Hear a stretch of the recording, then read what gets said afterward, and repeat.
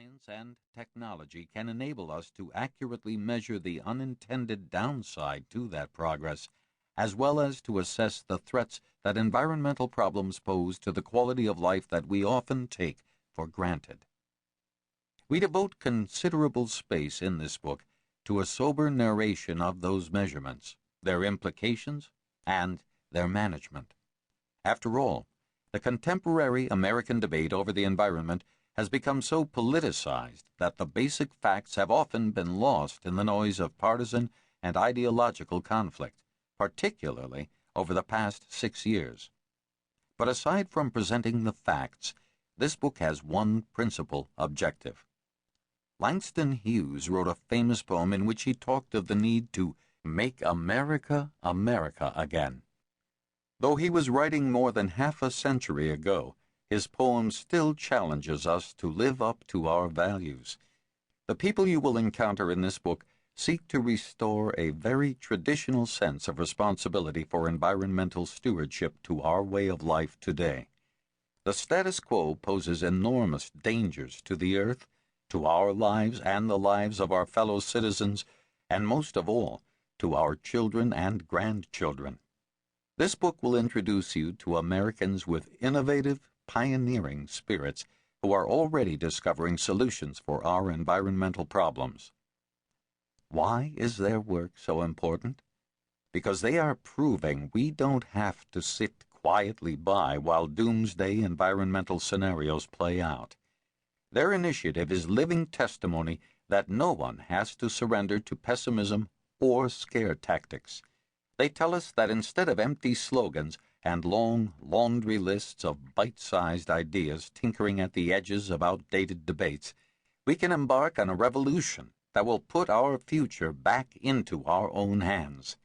All of this, a whole world of opportunity, is possible if we face facts, innovate, adapt, and lead, just as Americans have again and again in moments of great challenge. No one is saying that it will be easy. Change will not come overnight.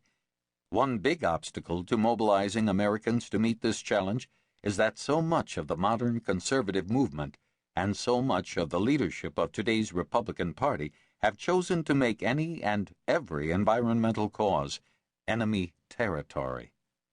Given the rich environmentalist tradition in the GOP, from Teddy Roosevelt to Richard Nixon, who signed the Clean Air Act and the Clean Water Act, this sea change has been very damaging, especially when echoed in a right-wing political culture that has demonized every conceivable environmental proposal.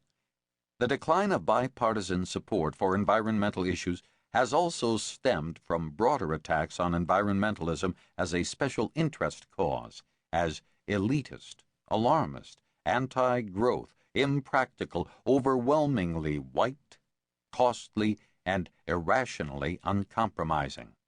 In truth, environmentalism isn't dead, it's just being reborn. The very idea of what it means to be an environmentalist is being revolutionized.